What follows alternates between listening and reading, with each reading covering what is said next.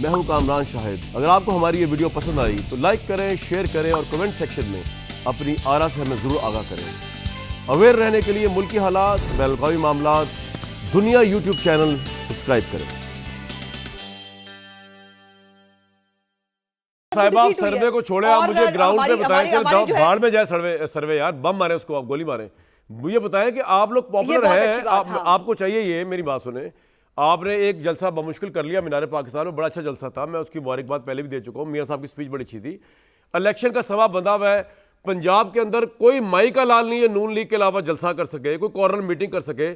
तो जरा निकले अवाम में, मियाँ साहब भी जलसे करें, जलसे हर जगह पंजाब के शहर शहर जलसा करें, चल जाएगा पता आपकी पावर क्या है। इसमें ऐसा क्या मसला है, निकले बाहर जलसे करें। देखिए कामरान साहब, अभी तो हमने अरशद मलिक की वीडियो जो है जिस केस के ऊपर आई हुई है और जिसके ऊपर उसको निकाल दिया गया था, अभी हमने उसके बारे में इंसाफ मांगने जाना है कल इस्लामाबाद हाई कोर्ट में। उसके ऊपर नवाज शरीफ साहब अपने लिए इंसाफ मांगने जाएंगे उस केस के अंदर। अच्छा। जिसके हकायक पूरे पाकिस्तान में बच्चे बच्चे को मालूम है। दूसरी बात यह है कि आपने बड़ी इंटरेस्टिंग बात की, आप कह रहे हैं इस्लामाबाद हाई कोर्ट में नवाज शरीफ साहब डिसाइड टिकट होल्डर होगा तो उसके हल्के में जलसा होगा ना। बताइए, आप कह रही हैं कि इस्लामाबाद हाई कोर्ट पूरा स्केड्यूल बन चुका है। मैं छोटी बात कभी मैंने की नहीं, टिकट होल्डर्स की मैं बात ही नहीं कर रहा। मैं तो नवाज शरीफ साहब की बात कर रहा हूं कि वो तो पंजाब में उनको फ्री राइड मिली हुई है, उनका मुखालिफ जेल में बैठा हुआ है, उनकी मुखालिफ कोई पार्टी आ नहीं सकती, पीपल्स पार्टी सिंध तक महदूद है, पंजाब में जलसा कर नहीं सकती। तो आपको किसने रोका है मियाँ साहब को जलसा कर? लेकिन आपने बड़ी इंटरेस्टिंग बात बताई, आप कह रहे हैं कि परसों नवाज शरीफ साहब इस्लामाबाद हाई कोर्ट जा रहे हैं, जज अरशद की कल जा रहे हैं, उसकी ऑडियो का वो लेके, क्या प्ली लेके जा रहे हैं? नो, नहीं, आप बात नहीं समझ सके। मैंने ये कहा कि जिस केस के अंदर अल अजीजिया का जो रेफरेंस है, जो जज अरशद मलिक ने सजा दी, जिसकी वीडियो आपके पास है, ऊपर कल अपील लगी हुई है इस्लामाबाद हाई कोर्ट के अंदर, और उसको निकाल दिया गया था उस वीडियो के आने के बाद, लेकिन वो फैसला आज भी एग्जिस्ट करता है और उस फैसले के ऊपर इंसाफ मांगने हमने इस्लामाबाद हाई कोर्ट उस वीडियो में उस्मा साहिबा लोगों को रिफ्रेश करने के लिए उस वीडियो में आखिर ऐसा क्या है कि जो आप समझते हैं कि आपके हक में ब्लैंकेट डिसीजन हो जाएगा? क्या है उस वीडियो में, मुख्तसरन बताया, आपने देखी होगी मेरा जी। उसमें उनका एतराफ है, उसमें उनका एतराफ है, जज अरशद मलिक का। वो बता रहे हैं कि उनकी कोई नाजेबा वीडियो थी शायद, और वो नाजेबा वीडियो उनको दिखाकर मियां नवाज शरीफ साहब को जबरदस्ती सजा दिलाई गई। मियां नवाज शरीफ साहब के फैक्ट्स जो है वो केस के ऐसे नहीं थे कि उनको सजा दी जाती, बट उनको सजा देना उनकी मजबूरी थी। और उसके बाद आसिफ सईद खोसा साहब ने, जो उस वक्त चीफ जस्टिस थे पाकिस्तान के, उन्होंने कहा कि ये अदलिया के और आपके ख्याल में ये जो वीडियो है ये आप और उसके बाद अरशद मलिक को अपनी नौकरी से हटा दिया गया था। ये वीडियो दोबारा भी आप कोर्ट में पेश कर सकते हैं और उसमें नवाज शरीफ साहब भी आई थिंक नवाज शरीफ साहब के सामने कन्फेशन किया उन्होंने ये।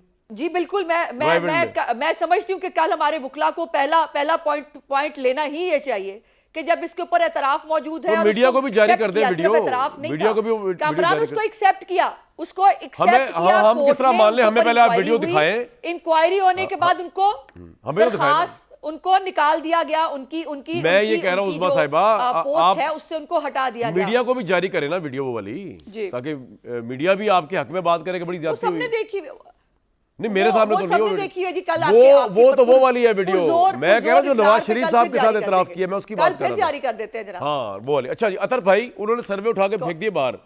वो कह रहे हैं कि जलसे, मैंने जलसों को चैलेंज दिया, उन्होंने कहा जी अभी टिकट होल्डर डिसाइड होंगे, जलसे होंगे, तो सर्वे की तो कोई वैल्यू नहीं नून लीग के लिए। उनके नजदीक वो A+ पार्टी है, इसलिए वो डिजर्व करते हैं प्राइम मिनिस्टर बनना। नवाज शरीफ साहब इसलिए आ रहे हैं।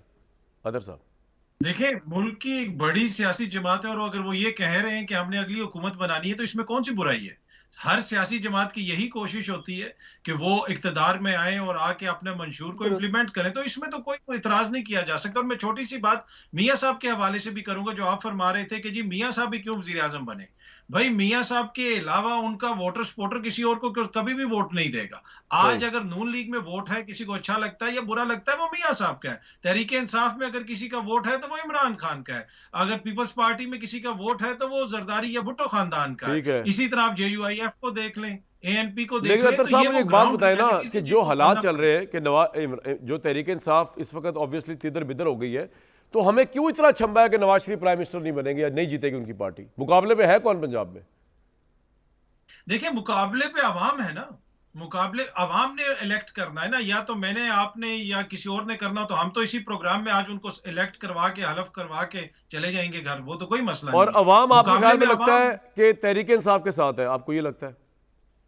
नहीं, अब देखें, ये तो नहीं कह सकते कि सारी अवाम उनके साथ है। अवाम मुख्तलिफ सियासी जमातों के साथ है, लेकिन अवाम के साथ जो मसाइल हैं ग्राउंड के ऊपर, क्या आपको लगता है कि वो 16 माह के दौरान उस तरीके से मसाइल हल किए गए कि जहां पे ये गारंटी मिल जाए कि आप ये इक्तदार में आ जाएंगे, अवाम इतनी खुश हो गई? अवाम तो बेचारे जो महंगाई में पिसे हुए हैं। तो जो भी इक्तदार में से उतरता है कामरान भाई, जनाब उसके ऊपर अवाम की रिजर्वेशंस होती हैं। माजी में आप देख लें, जिस वक्त तहरीक इंसाफ हुकूमत में थी, हर ज़िमनी इंतखाब वो हार रहे थे। अगर उस वक्त इंतखाबात हो बिल्कुल जाते, ठीक, क्या तहरीक इंसाफ कभी जीत सकती थी? बिल्कुल ठीक। देखे ना, उस वक्त जो जो उनकी गवर्नेंस थी पंजाब में, जो बुजदार साहब कर रहे थे, वो सबके सामने। तो ये मैं अर्ज कर रहा हूं कि अभी इस वक्त जो पीएमएलएन जा रही है, वो एज ए एक जमात जा रही है जो इक्तदार में थी 16 माह से, और अवाम की उस हवाले से रिजर्वेशंस हैं, और वो आपके भी सामने और मेरे भी सामने। बिल्कुल ठीक है, मैं एक ब्रेक पे जाऊंगा, लेकिन ब्रेक पे जाने से पहले इजहार हक साहब आपके लिए सवाल छोड़े जा रहा हूं, क्योंकि आपने हमारे प्रोग्राम में पिछली दफ़ा ज़िमनी इंतखाब की बड़ी अच्छी प्रोटेक्शन की थी।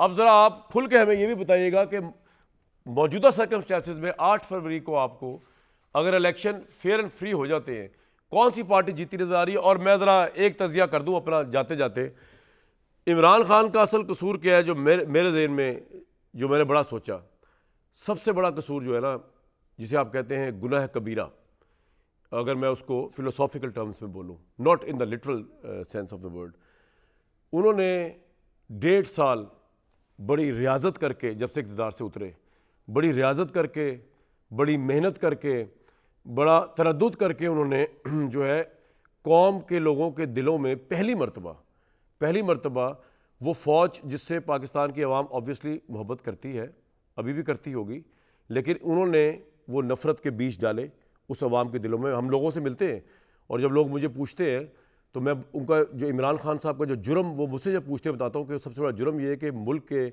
सबसे इम्पॉर्टेंट इंस्टीट्यूशन के ख़िलाफ़ आवाम को कर दिया।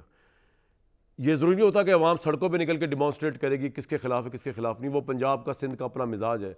लेकिन इमरान साहब का सबसे बड़ा गुनाह कबीरा ये है कि उन्होंने अपने एक ज़ाती इंटरेस्ट के लिए वो फ़ौज जो उन्हें कंधों में बिठा के लेकर आई, उस फ़ौज ने अगर उनको कंधों से उतार दिया तो उसमें इतना बड़ा मसला क्या था? भाई साहब बराबर हो गया, आप इतने पागल क्यों हो गए कि आप मुल्क के इंस्टीट्यूशन के ऊपर इस तरह दौड़े कि आप स्टूडेंट्स से जाके हलफ ले रहे हैं? फ़ौज के ख़िलाफ़ आपने इतना पागल कर दिया कि जो औरतें अभी जो गिरफ्तार हुई हुई हैं, वो जो सोशल मीडिया की, वो भी पागल हुई हुई थी। और वो जिस तरह 9 मई को वो नारे लगा रही थी और कोई वर्दी उठाए हुए डंडे पे खड़ा हुआ था, मतलब दुनिया में ही कहाँ होता है कि आप एक कौम की जो फ़ौज होती है उससे कौम प्रोटेक्शन फील करती है कि हमारी फ़ौज मौजूद है, हम प्रोटेक्टेड हैं। आपने कहा कि नहीं, इनकी रेड लाइन क्रॉस नहीं की आपने इस कौम की प्रोटेक्शन की लाइन क्रॉस कर दी। आपने कहा इस फ़ौज को यहाँ ज़लील करके दिखाएंगे, हम इनकी प्रोटेक्शन और इनकी डिफेंस लाइन यहाँ तोड़ के दिखाएंगे। वो लौड़े लपड़ाख ला के आपने जो है वो जो तमाशा लगाया, और वो अगर फ़ौज उस पर रिएक्ट कर देती तो यहाँ पे तो पता नहीं कौन सा सानिया हो जाता। ये जितने थे ये वैसे तो हवाई फायर की मार थे, लेकिन आप जज्बा सोचें, ये 9 मई ना भी हुआ था, उससे पहले इमरान साहब ने जो लोगों के दिलों में नफरत पैदा की सिर्फ अपने इंटरेस्ट के लिए, कि उनकी अना को बड़ी आंच लगी, उनकी अना को बहुत ज़्यादा ठेस लगी कि जी किस तरह फ़ौज ने जो है मुझसे विड्रॉ कर ली सपोर्ट। भाई फ़ौज तो करती आई है, किस तरह फ़ौज ने नवाज शरीफ को उतार दिया आपके साथ मिलकर उस वक्त की इस्टेब्लिशमेंट ने, तब आपको प्रॉब्लम नहीं हुई थी, तब तो किसी पार्टी ने जाके तो GHQ पे हमले नहीं किए जिस तरह आपने कर दिए। सबसे बड़ा जुर्म ये है, और इस जुर्म की सज़ा जो है मुझे नहीं पता कितनी होगी, एक्चुअली कानून के अलावा एक बात हो रही है कितनी होगी, क्योंकि ये जुर्म आज तक किसी ने नहीं किया। जिन लोगों को इस मुल्क में इस्टेब्लिशमेंट ने फांसी पे लटका दिया और इल्ज़ाम है इस्टेब्लिशमेंट पे, जुल्फ़िकार अली भुट्टो साहब, ये जुर्म उन्होंने भी नहीं किया, क्योंकि मुल्क का इंटरेस्ट आपकी ज़ात से बुलंदी होता है। एक शख्स ने ज़्यादती कर दी अगर जनरल ज़िया उल हक या मौलवी मुश्ताक हुसैन ने, इसका मतलब ये नहीं कि आप मुल्क के पूरे इदारे के खिलाफ ही चढ़ दौड़ें। ये सबसे बड़ा जुर्म है इमरान साहब का। मैं हूं कामरान शाहिद। अगर आपको हमारी ये वीडियो पसंद आई तो लाइक करें, शेयर करें और कमेंट सेक्शन में अपनी आरा से हमें ज़रूर आगाह करें। अवेयर रहने के लिए मुल्की हालात, बैनुल-अक़वामी मामलात, दुनिया यूट्यूब चैनल सब्सक्राइब करें।